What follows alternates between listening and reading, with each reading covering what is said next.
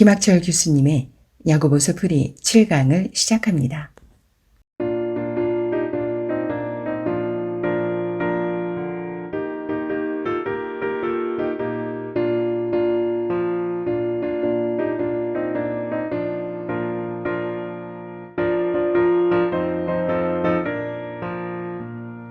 주님 약속하신 말씀 위에서 영원토록 주를 찬송하리라.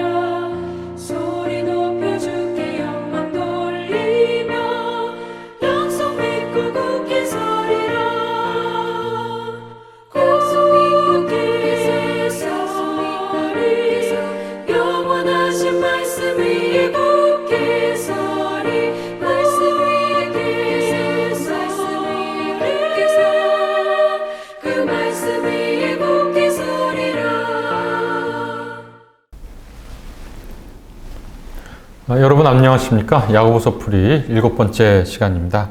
오늘은 4장 6절부터 같이 야고보서를 읽어나가게 됐는데요. 4장 6절을 보면 이렇게 제가 번역할 수 있을 것 같습니다. 하나님은 더 큰 은혜를 주십니다. 그래서 성경은 이렇게 말합니다. 이렇게 제가 번역했는데요. 개역개정은 그러나 더욱 큰 은혜를 주시나니 이렇게 번역을 시작합니다. 저는 그러나라고 하는 말을 번역하진 않았는데 헬라어에 보면 그러나라는 단어가 있습니다. 그러나 4장 1절부터 5절까지는 하나님을 향해서 우리가 좀 두려워하는 마음, 떨리는 마음, 창조자 앞에서 선 피조물의 자금, 이런 것들을 기억하고 생각해라. 이런 느낌으로 말을 했지만 사실 야고보가 알려주고 싶은 하나님의 참된 모습은 그러나 이후에 나오는 구절에 있습니다. 하나님은 어떤 분인가? 더 큰 은혜를 주실 분이라는 겁니다. 여러분 어떻게 생각하시는지 모르겠습니다. 하나님은 어떤 분이시라고 여러분 생각하세요? 우리가 길거리에 보면 예수 천당, 불신지옥 이렇게 외치고 다니시는 분들 계시는데 초점은 어디에 있을까요? 예수 천당에 있을까요? 간혹 그 메시지를 전하는 분들의 자세나 태도나 그리고 강조점을 보면 지옥에 있는 것 같습니다. 신앙을 위협과 협박과 또는 경고의 메시지로 강조하는 거죠.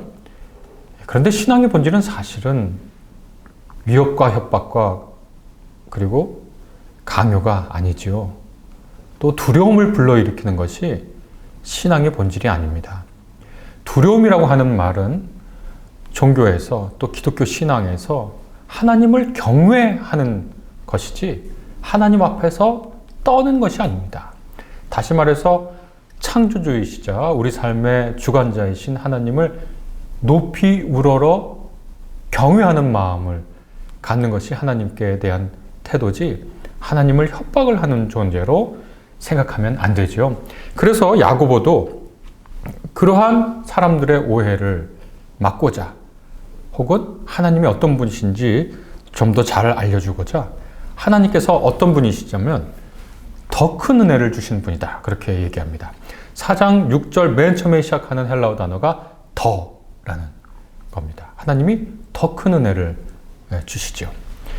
그 다음에 성경을 잠언서 3장 34절을 인용하면서 이렇게 이야기합니다. 하나님은 교만한 사람을 물리치시고 비천한 사람에게 은혜를 주신다. 이렇게 얘기를 합니다. 이 모습에 바로 우리가 더 주목해 봐야 한다고 저는 생각합니다. 하나님은 은혜를 주시는 분이다. 그런데 어떤 사람에게 은혜를 주느냐? 자기가 자기 삶을 주관할 수 있다고 착각하는 사람들을 하나님은 원치 않으십니다. 그런 사람들을 물리치신다라고 하는데 이 물리친다라고 하는 단어가 안티타소라고 하는 그리스어인데요. 이 단어가 굉장히 센 단어입니다. 전쟁에서 자신과는 반대쪽에 있는 사람, 곧 적군으로 간주하고 그를 멀리해서 배척한다라는 뜻이에요. 그러니까 하나님께서는 교만한 사람이라는 그 존재가 가장 큰 특징이 뭔가요? 자기 삶의 주인을 자기로 삼는 거예요. 그러니까 자기 삶의 주인이 자기니까 이 세상에 존재하는 모든 것은 자기 존재를 위해 도구로 사용하는 거예요. 자기의 쾌락을 위해서 다른 사람들은 도구화하는 거죠. 심지어 하나님도 자기의 쾌락과 목적을 위해서 도구화하죠. 하나님을 조종하려고 하죠. 하나님과 거래를 하려고 하죠. 내가 하나님께 이렇게 헌금을 했으니, 내가 하나님께 이렇게 기도를 했으니, 내가 하나님 앞에 이렇게 금식을 했으니, 하나님은 이렇게 해야만 한다고 하나님에게 거래 조건을 걸어두죠. 이것을 교만한 사람이라고 부릅니다. 하나님은 어디에도 걸리지 않으시는 분입니다. 그런데 자기가 그렇게 걸어놓죠. 마치 하나님을 조종할 수 있는 것처럼 말이죠. 그런 사람에 대해서 하나님은 교만한 사람이라고 부르시고 그 사람을 물리치신다. 아까도 얘기했지만 자신과는 전쟁에서 자신과 반대쪽에 있는 사람이라고 생각한다. 정말 무시무시한 말씀이죠. 반대로 비천한 자, 개역개정은 겸손한 자라고 했는데 이 사람은 하나님께서 은혜를 주신다라고 얘기를 했습니다. 비천한 사람이라는 뜻은 뭘까요? 비천하다라고 하는 것은 사회적으로 신분이 낮고 또 경제적으로도 뭐 그렇게 내세울 것 없고 무엇보다도 자기가 자신의 한계와 자신의 부족함을 절감하는 사람이라고 할 수 있습니다. 사실 이건 기독교인만이 아는 건 아니죠. 우리가 살다 보면요, 우리가 참 별별 일 없다는 걸 깨닫게 됩니다. 우리가 머리가 똑똑하다고 생각한 사람도 나이가 들고 다른 분야를 더 공부하고 자기 분야를 더 공부하다 보면 자기가 어떻게 이렇게 모르고도 전문가 행세하는지 어떨 때는 굉장히 부끄러울 따름이죠. 자기가 건강을 자랑해도요, 자기의 재력을 자랑해도 자기가 보다 큰 것과 비교하면 참 별 볼 일 없고, 좀 속된 말로 얘기하면 야, 참 나는 운이 좋았구나. 난 참 주변에 돕는 사람이 있었구나. 라고 고백할 수밖에 없지 않습니까? 그렇게 스스로 가만히 자기 스스로를 성찰해보면 남들보다 그렇게 특별히 잘난 것도 없는데 주님께서 우리를 이렇게 선대하셨구나 라고 고백을 하게 되는데, 우리가 그렇게 다 깨닫죠. 성경이 바로 그것을 얘기합니다. 하나님께서는 은혜를 주시는 분이다. 그것을 잊지 말라고 얘기합니다. 그 다음에 7절에 보면, 아까는 하나님이 어떤 분이신지를 알려줬다면 7절에 보면 이번엔 악마가 누구인지를 알려주고 있습니다. 여러분, 악마를 어떻게 생각하시는지요? 우리 여기 헬라어에는 디아볼로스라고 나온 단어를 제가 악마라고 번역을 했습니다. 이 디아볼로라고 하는 이 악마를 생각해 보면 저는 이제 늘 떠오르는 게 하나 있는데요. 제 집에, 제 연구실이죠. 제 연구실에 이만한 사전이 있습니다. 두께가 이만하고요. 요 큰 크기 있잖아요. 이게 무슨 사전이냐면 악마 사전입니다.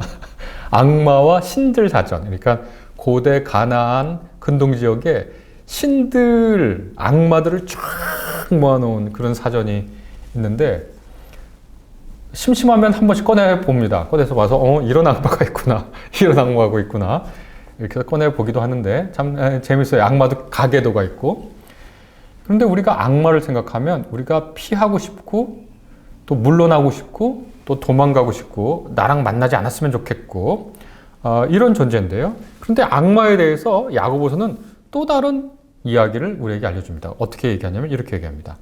악마에게 대항하십시오. 악마에게 대적하십시오. 이렇게 합니다. 이 대적하다, 이 말은 안티스템이라고 하는 건데요. 안티라는 것은 누구에게서 반대해서, 스템이라는 건 꼿꼿이 서다는 뜻이에요. 그러니까 문자 그대로 번역을 하면요, 안티스템이라고 하는 것은 대항해서 딱 고개를 들고 서는 거예요. 당당하게 그 앞에 서 있는 모습입니다. 악마, 마귀는 하나님의 계획과 질서에 맞서는 교만의 형상물이죠. 교만의 직접물이죠. 이것에 어떻게 하냐? 안티스테미. 맞서서 당당히 서 있어라. 우리는 피하고 싶고 두렵다고 느끼는데요. 그러면 어떻게 되느냐? 그러면 악마는 여러분에게서 도망칠 것입니다. 이렇게 얘기를 합니다.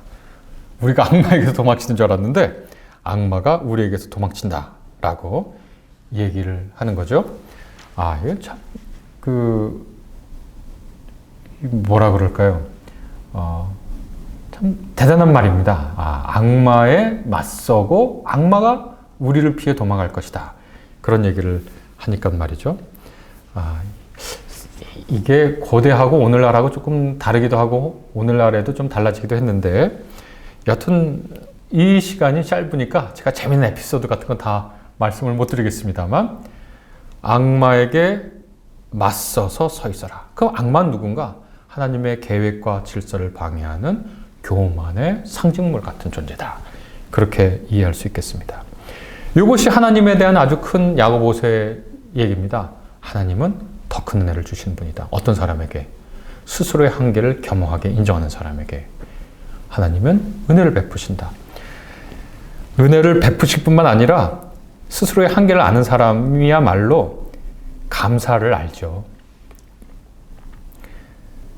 자기가 무엇인가를 해서 획득했다고 생각한 사람은 감사를 모르죠. 오늘날의 자본주의의 이념을 능력주의라고 하지 않습니까? 능력주의라는 것은 20세기 초반에 이미 나왔던 얘기인데 예전에는 신분에 따라 재화가 분배되는 신분사회였다면 자본주의 사회는 능력에 따라 재화가 분배되는 것이 공평하다라고 생각하는 것이 능력주의의 핵심 이념이죠. 그래서 자본주의 사회는 능력주의 이념이 공평한 것이라고 이제 생각하죠. 그런데 이 주제를 맨 처음에 다룬 마이클 영이라고 하는 그 분은 능력주의가 완전히 실현된 사회를 그리는 소설을 썼는데 그 소설은 디스토피아, 곧 재앙의 세계로 그려집니다. 오늘날에도 이런저런 분들이 능력주의의 문제를 얘기하고 있는데 실제로 조사를 해보면 능력주의에 찬성하면 찬성하는 사람일수록 감사하지 않습니다. 왜냐하면 내가 갖고 있는 건 내가 발휘한 능력의 결과인데요. 왜 감사합니까? 거기에? 감사하지 않죠.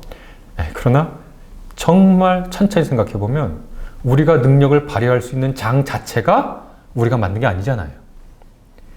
간단한 예를 들어보면 어떤 지역에서 농구가 인기가 있으면 농구 선수는 어마어마한 돈을 법니다. 그런데 농구가 전혀 인기 없는 지역이면 농구를 아무리 잘해도 그 사람은 부와 명성을 얻지 못하죠. 농구가 인기 있느냐 없느냐는 그 사람이 만든 것이 아닙니다. 선물처럼 주어진 거죠. 그래서 가만히 생각해보면 우리는 모두 감사할 수 있는 사람들입니다. 그러니까 하나님께서는 비천한 사람에게 은혜를 더 많이 은혜를 주신다라고 하는 말은 이 말을 다시 한번 뒤집으면 겸손한 사람만이 하나님의 은혜를 발견할 수가 있어요. 겸손한 사람만이 감사할 수 있어요. 은혜와 은혜에 감사하고 감격하는 사람은 행복한 사람입니다. 신앙은 능력입니다. 어떤 능력이냐면 감사하고 기뻐하면서 살 수 있는 능력입니다. 어떤 사람 보면 조건이 다 갖춰져 있는데 우리 눈에는 안 행복하대요. 그래서 왜 안 행복한지 우리가 궁금하죠. 물론 조건은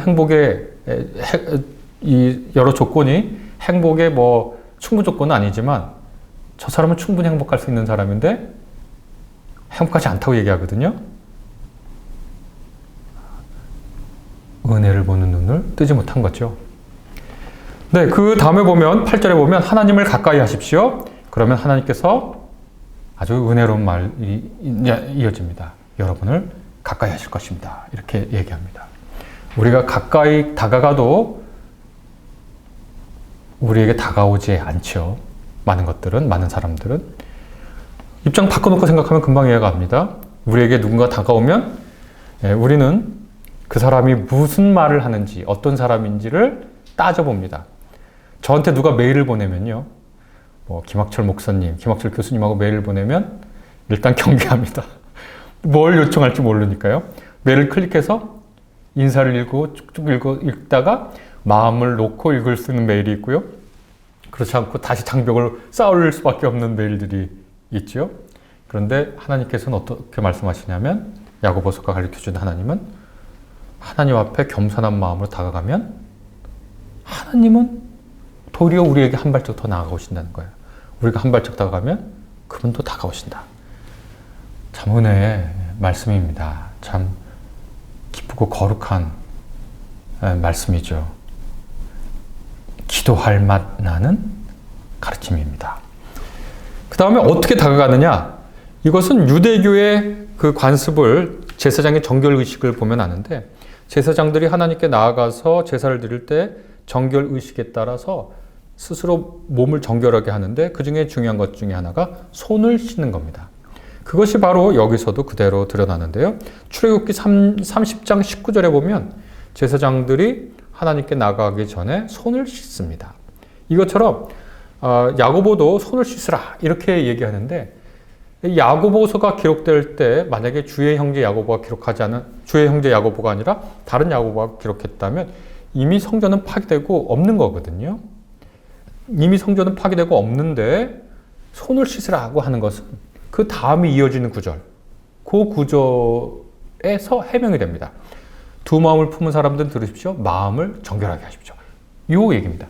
손을 씻으라는 얘기는 무슨 말이냐? 마음을 정결하게 해라. 마음을 성결하게 하라 하는 그런 뜻입니다. 마음을 성결하게 해라.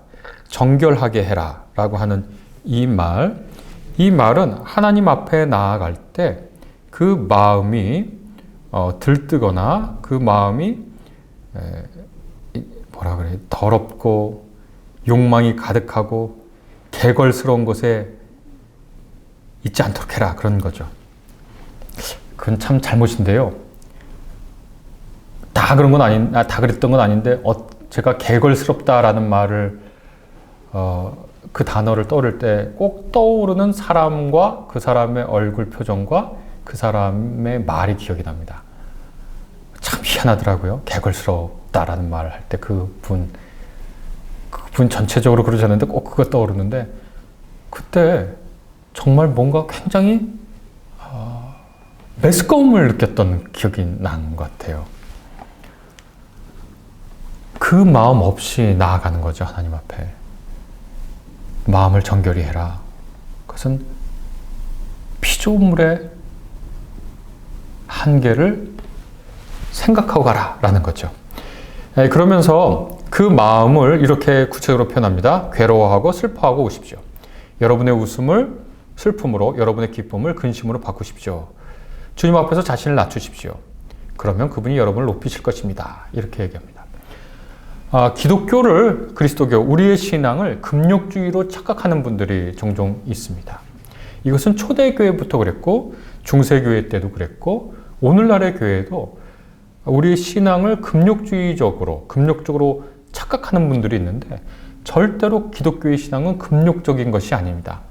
물론 쾌락주의적인 것도 아니죠.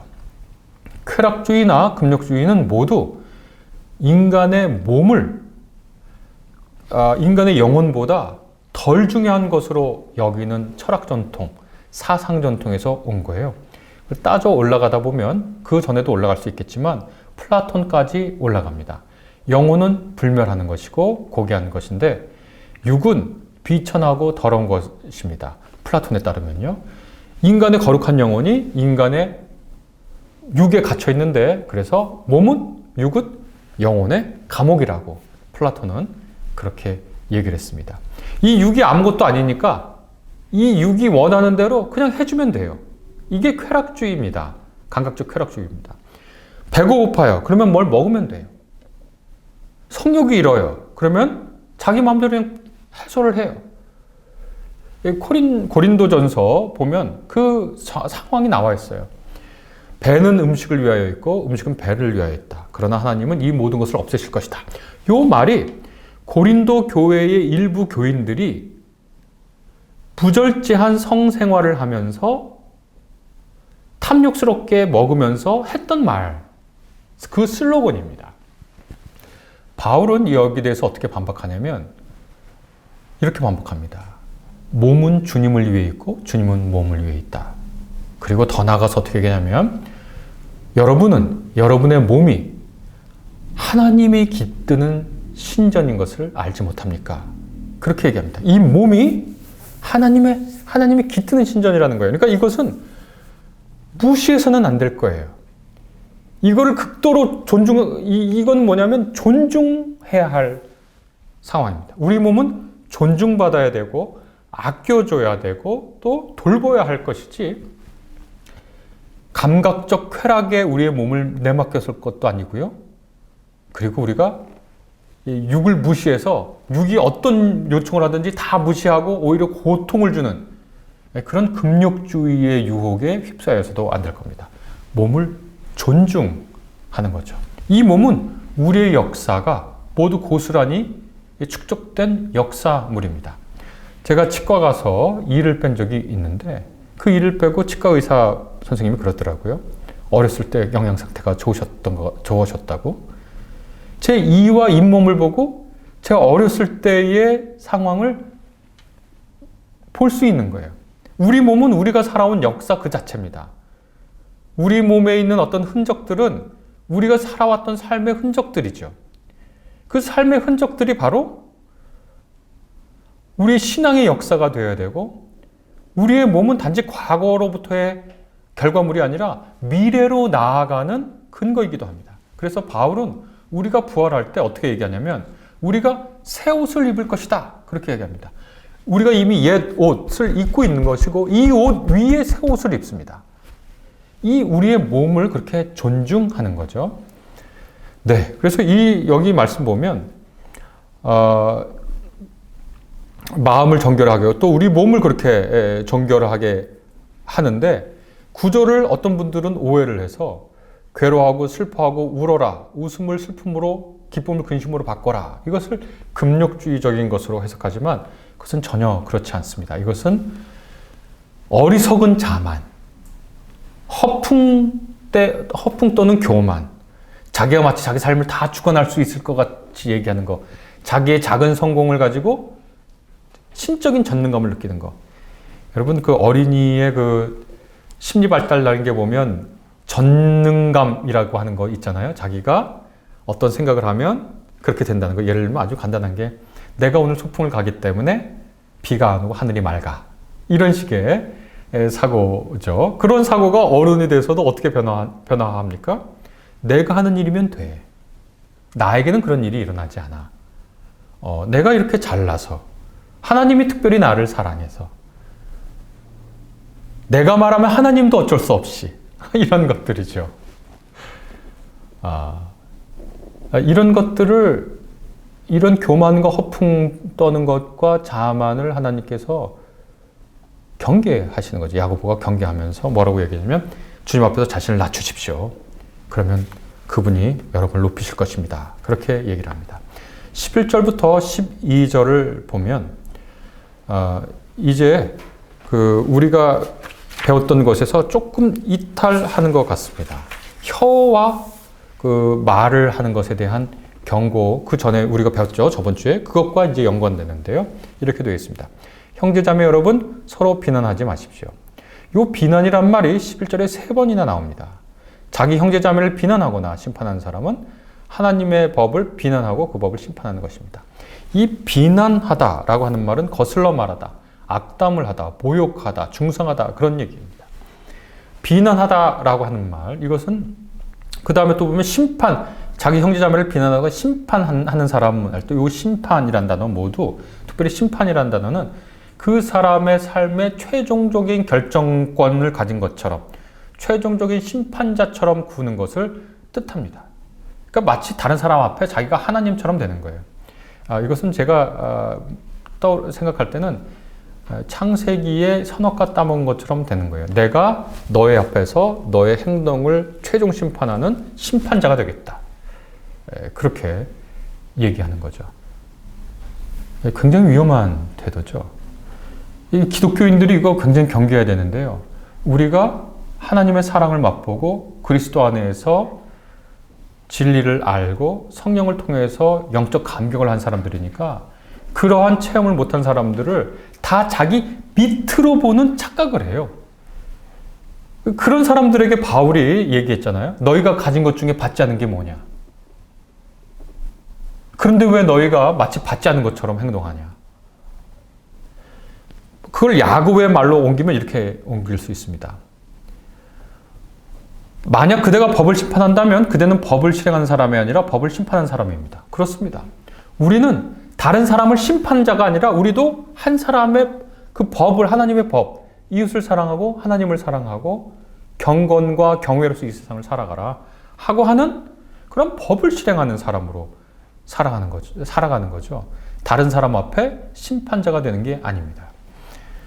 그 창세기 그 말씀 다시 떠올리면 선악과를 먹고 선악을 아는 일, 곧 심판하는 일에 하나님처럼 되는 거죠. 다른 사람 앞에 심판자처럼 행동하는 겁니다. 그래서 12절 맨 마지막에 보면 그대가 도대체 누구에게 이웃에게 심판자가 된다는 겁니까? 누구에게 심판자처럼 군림한다는 겁니까? 이렇게 얘기를 하고 있습니다. 매우 매우 귀중한 말씀으로 생각하고 우리가 기억해야 할 겁니다. 13절부터 17절을 보면 여기에는 하나님이 주인이 되시고 하나님이 인생의 주인이 되시고 우리가 어떤 존재인지를 13, 14, 15절, 16절에서 얘기하고 있습니다. 이제 들으시오. 오늘이나 내일 아무개 도시에서 1년 동안 장사해서 돈을 벌어야겠다 라고 말하는 여러분. 여러분은 내일 일을 알지 못합니다. 인간의 한계죠. 우리가 계획을 해도 그 계획은 어떻게 될지 모릅니다. 지금 그 계획하고 나가는 길에 위에서 떨어지는 돌에 맞아 죽을 수도 있습니다. 여러분의 생명이란 뭡니까? 여러분은 잠시 나타났다가 사라지는 안개와 같습니다. 안개가 짙었을 때는 안개가 모든 것을 다 잡아삼킨 것 같지만 해가 뜨면 금방 사라지고 맙니다. 아지랑이 기억해 보십시오. 친구하고 길 가다가 야 저기 아지랑이 폈네 하고 친구가 고개를 돌리는 순간 그 아지랑이 사라져버리고 말죠. 비눗방울 풍선을 불어요. 비눗방울 풍선이 날아가요. 친구한테 저기 비눗방울 풍선 봐 할 때 비눗방울이 톡 하고 터지고 말죠. 사라져버리는 안개와 같죠.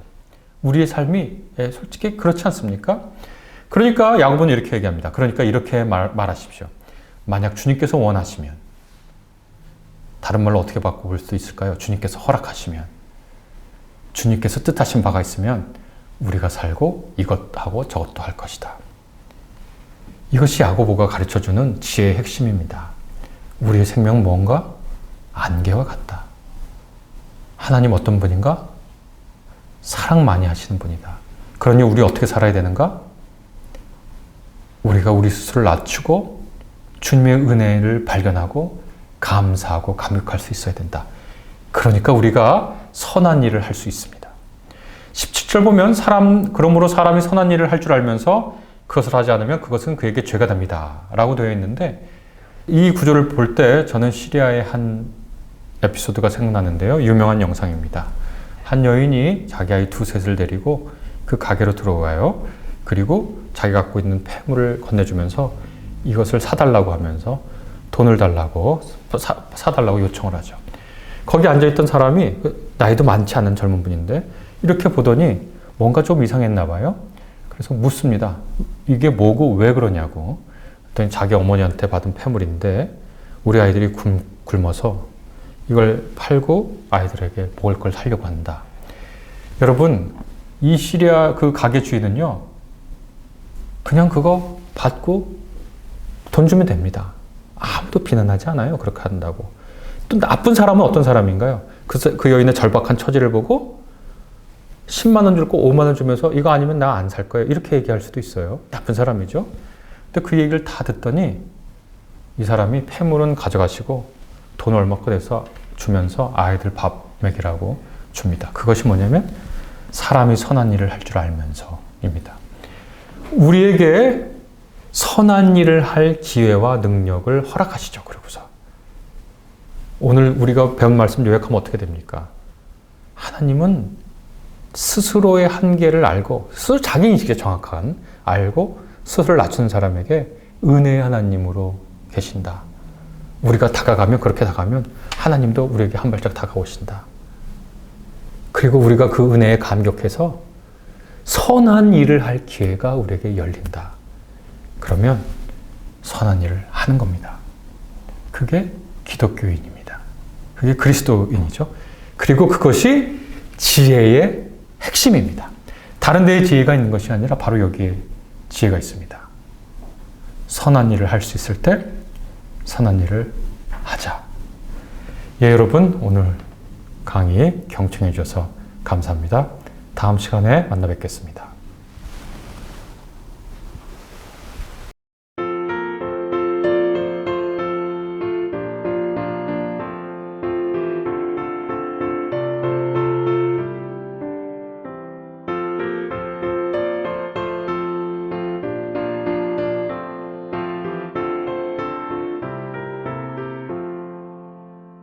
내 진정 사모하는 친구가 되시는 우주 예수님은 아름다워라.